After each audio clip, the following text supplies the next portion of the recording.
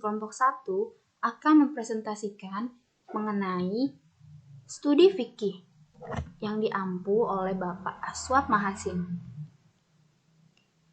Pertama-tama, kami akan memperkenalkan kelompok kami dulu. Ada Alda Ismi Azizah, selaku saya sendiri. Yang kedua, ada Ayu Safira Yasini. Dan yang ketiga, ada Alif Kurotin Nuryana.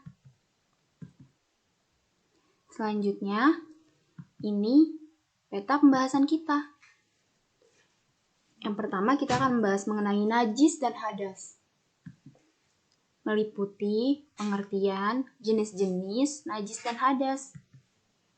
Yang selanjutnya, kita akan membahas mengenai sholat 5 waktu. Meliputi pengertian syarat dan rukun. Lalu, kita juga akan membahas sujud sahwi.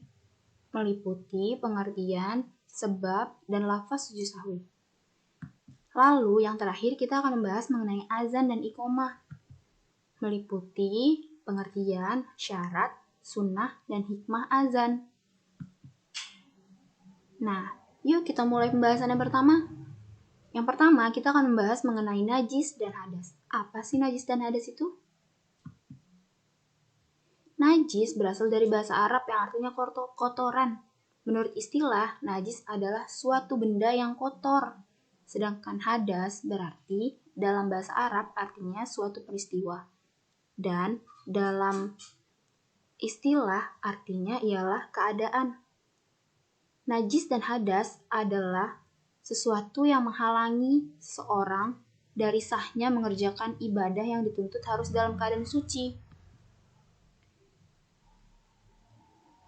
Apa sih dalil yang mengharuskan kita untuk bersuci?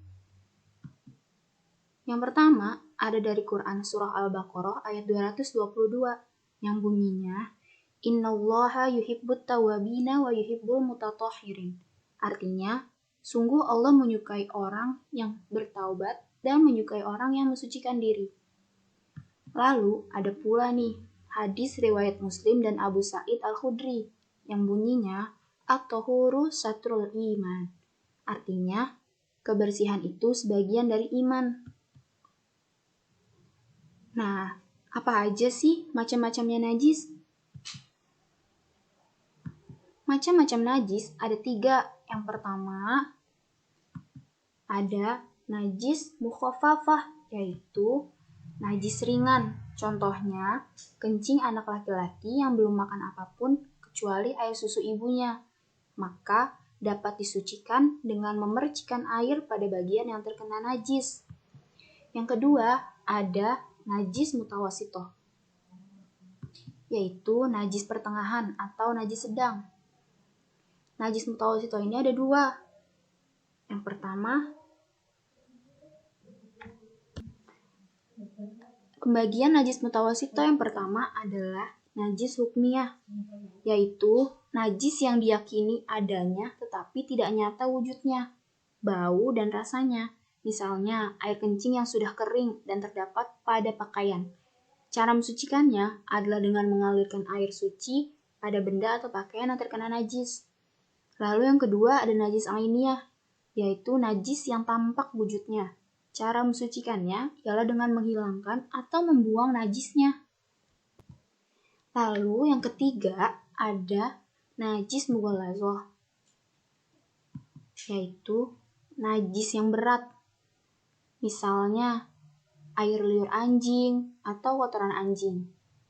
Cara mensucikannya ialah melalui beberapa tahap, yaitu dengan membasuh sebanyak 7 kali dan salah satunya menggunakan air yang dicampur dengan tanah.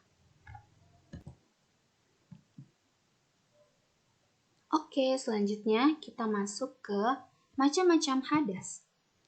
Terbagi menjadi 2, hadas kecil dan hadas besar. Hadas kecil yaitu keadaan tidak sucinya seseorang supaya menjadi suci maka ia harus berwudu. Apa aja nih penyebabnya? Penyebab yang pertama adalah keluar sesuatu dari 2 lubang, yaitu kubul dan dubur. Misalnya kencing atau kentut. Lalu penyebab yang kedua, karena hilangnya akal, bisa disebabkan karena mabuk, gila, atau tidur. Dan yang ketiga, karena bersentuhan antara laki-laki dengan kulit perempuan yang bukan mahramnya. Dan yang keempat, menyentuh kemaluan dengan telapak tangan atau dengan jari. Lalu, hadas besar. Apa sih hadas besar? Hadas besar yaitu keadaan tidak sucinya seseorang dan supaya menjadi suci, maka ia harus mandi besar. Apa aja nih penyebabnya? Penyebab yang pertama, karena bertemunya dua kelamin, yaitu laki-laki dan perempuan, baik keluar mani maupun tidak. Karena keluarnya mani, baik karena mimpi basah ataupun karena hal lain. Yang ketiga, karena haid.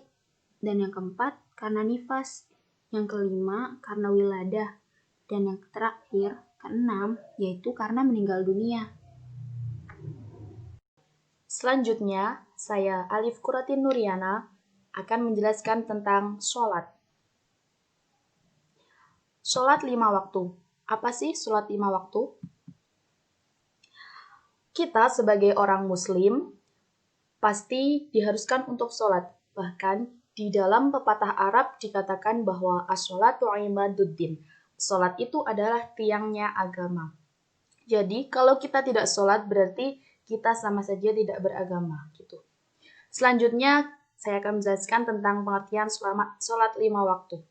Dari segi bahasa, sholat berarti berdoa. Sedang menurut istilah agama, sholat adalah ibadah yang tersusun dari beberapa perbuatan dan perkataan yang dimulai dengan takbir dan diakhiri dengan salam, dengan syarat dan rukun yang tertentu.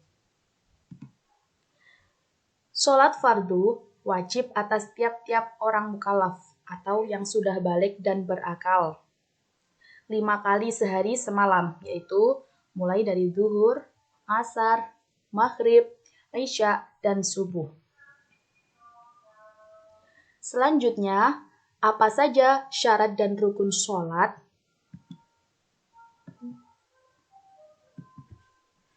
Yang pertama, syarat sah. Jadi, sebelum kita melaksanakan sholat, kita harus tahu apa saja syarat syahnya sholat. Yang pertama, suci.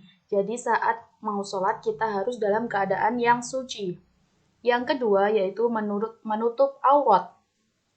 Aurat laki-laki yaitu mulai dari lutut sampai bawah perut. Sedangkan aurat perempuan yaitu semua selain wajah dan telapak tangan. Yang ketiga yaitu masuknya waktu. Jadi sholat itu kita harus tahu waktunya sudah apa belum. Contohnya pada sholat duhur. Kalau belum mulai waktunya, jadi belum bisa sholat, gitu. Yang selanjutnya yaitu menghadap kiblat. Kiblatnya orang muslim itu adalah Ka'bah. Selanjutnya, syarat wajib. Yang pertama, kita harus beragama Islam. Yang kedua, kita harus balik. Jadi, kalau sudah balik harus sholat. Kalau tidak sholat, ya akan mendapat dosa. Yang selanjutnya yaitu berakal atau sehat. Yang keempat, telah sampainya dakwah. Jadi, kita itu sudah mendapatkan perintah dari Rasulullah. Jadi, kalau sudah mendapatkan perintah, ya harus dilaksanakan. Gitu. Yang kelima, terjaga. Selanjutnya, rukun sholat. Di dalam sholat itu ada apa aja sih? Yang pertama yaitu niat. Niat sesuai sholatnya. Kedua, berdiri. Yang ketiga, takbiratul ihram, yaitu Allahu Akbar, gitu. Yang keempat, membaca surah Al-Fatihah. Surat Al-Fatihah ini merupakan rukun yang sangat penting, karena tanpa ada surat Al-Fatihah, sholat kita itu tidak sah. Selanjutnya yaitu ruko. Ruko itu adalah membungkukkan badan sebanyak 90 derajat. Itu. Terus i'tidal. Selanjutnya sujud. Terus duduk di antara dua sujud. Selanjutnya tasyahud akhir dan membaca sholawat atas Nabi dan keluarganya. Salam dan yang terakhir yaitu tertib. Selanjutnya saya Ayu Sapira sini akan melanjutkan menjelaskan materi mengenai sujud sahwi. Sujud sahwi adalah sujud yang dilakukan karena seseorang meninggalkan sunnah abad, kekurangan rokaat atau kelebihan rokaat, maupun ragu-ragu tentang jumlah rokaat dalam sholat. Sujud sahwi dapat dilaksanakan sebelum maupun sesudah salam dengan membaca zikir lafaz sujud sahwi. Adapun sebab-sebab sujud sahwi ada 3. Yang pertama, apabila menambah atau mengurangi perbuatan dalam sholat karena lupa. Yang kedua, apabila ragu-ragu terhadap rakaat sholat. Dan yang ketiga, apabila meninggalkan salah satu sunnah abad. Lafaz sujud sahwi yaitu Subhana man la yanamu wa la yashu. Dan materi selanjutnya mengenai azan dan iqomah.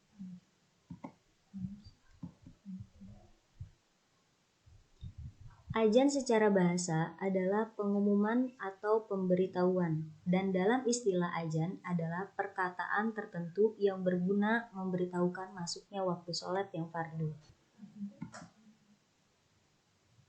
Ada keterangan yang menyebutkan bahwa orang yang mengumandangkan azan di akhirat nanti akan mendapat keutamaan dan kemuliaan. Adapun syarat sunnah dan hikmah azan. Adapun syaratnya yaitu yang pertama niat, yang kedua dikumandangkan dengan bahasa Arab, yang ketiga tidak ada lahan, yang keempat diucapkan berurutan, yang kelima diucapkan bersambungan, dan yang keenam meninggikan suara.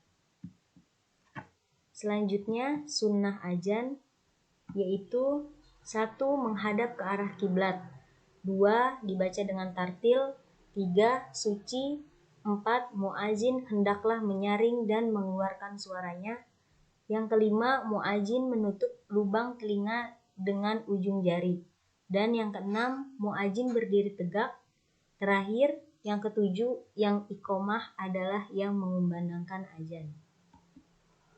Selanjutnya yaitu hikmah azan. Di sini hikmah azan adalah untuk mengingatkan dan memberitahukan manusia mengenai masuknya waktu sholat sehingga tidak terlewatkan.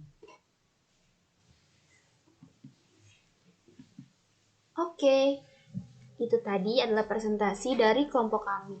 Terima kasih telah mendengarkan. Semoga bermanfaat ya. Wassalamualaikum warahmatullahi wabarakatuh.